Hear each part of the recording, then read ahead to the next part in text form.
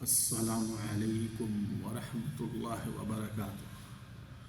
حامد و مسلم اما بعد، میرے دینی بھائیوں، گزشتہ نشستوں میں ارکان و واجبات حج و عمرہ کے متعلق گفتگو ہوئی تھی۔ آج اقسام حج کے متعلق ہوگی گفتگو۔ حج کی 3 قسمیں ہیں، ایک ہے حج تمتع، دوسرا حج افراد اور تیسرا حج قران۔ حج تمتع وہ حج ہے کہ ایک بندہ اپنے میقات سے، جو اس کا معتبر میقات ہے، اس میقات سے احرام باندھے گا اور صرف عمرہ کا کہے گا اللہم لبیک عمرہ، اور وہ مکہ پہنچ کر طواف اور سعی کر کے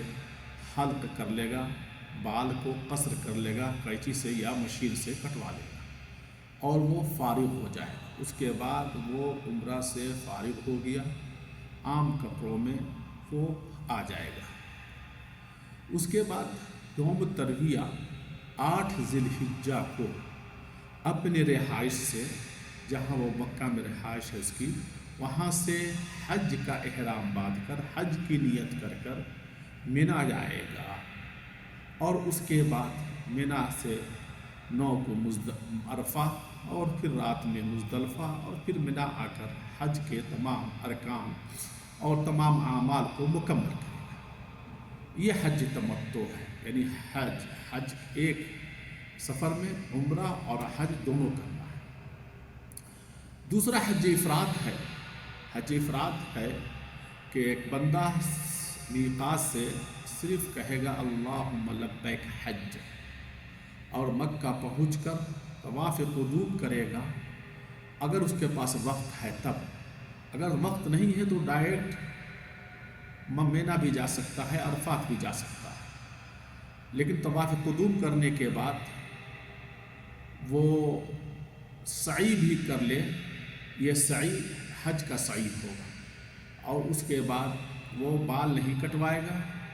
احرام سے فارغ نہیں ہوگا، بلکہ اپنے احرام میں 10 ذی الحجہ عید کی دن تک باقی رہے گا، اور اسی طرح وہ مینا جائے گا 8 ذی الحجہ کو، اور مینا کے بعد 9 کو عرفہ، اور پھر 10 تاریخ کی رات کو مزدلفہ اور مینا، پھر آ کر جمرہ کے بعد اپنے بال کو کٹوائے گا اور احرام سے فارغ ہوگا۔ اور یہ حج افراد ہے، فقط حج کرنا اور دوسری کوئی چیز نہیں۔ تیسرا حج قران ہے۔ حج قران کرنے والا میقات پر نیت کرے گا اللہم لبیک حجا و عمرہ، اور وہ مکہ تشریف لائے گا، مکہ میں طواف کرے گا اور سعی بھی کر لے گا، اور وہ بھی بال نہیں کٹوائے گا اور احرام سے فارغ نہیں ہوگا، بلکہ اپنے احرام میں 10 ذی الحجہ تک باقی رہے گا، اور پھر مینا اور عرفات مزدلفہ ہوتے ہوئے تمام اعمال جو حج کے کیا ہوتا ہے، تمتع میں بھی اور افراد میں بھی اور قران میں بھی کرتا جائے گا، اور 10 ذی الحجہ کو جمرہ کے بعد، جو بڑا سا جمرہ ہے جو مکہ کی طرف سے پہلا ہے، اس پر کنکری مارنے کے بعد بال کٹوا کے احرام سے فارغ ہو۔ اور حج قران اور حج تمتع میں صرف فرق اتنا ہے کہ حج قران والے کو قربانی کرنی ہے اور حج افراد والے کو قربانی نہیں ہے۔ لیکن اب سوال یہاں ہوتا ہے کہ حج میں سے، ان تینوں حج میں سے افضل اور بہتر حج کون ہے؟ تو حج افضل حج، بہتر حج ہے حج تمتع، جس کو اللہ کے رسول صلی اللہ علیہ وسلم نے اپنے اصحاب کو ترغیب دلائی تھی، اس پر ابھارا تھا کہ حج تمتع کرو، یہاں تک کہ بعض صحابہ عمرہ کر کے اور احرام ہی میں باقی تھے، سعی بھی کر لیا، تو آپ صلی اللہ علیہ وسلم نے انہیں حکم دیا